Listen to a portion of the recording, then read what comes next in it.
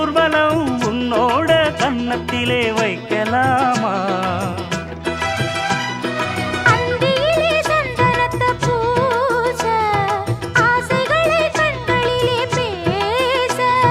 சேலையிலே நீ விசிறி வீச, காலையிலே பார்த்த கண்ணு கூச.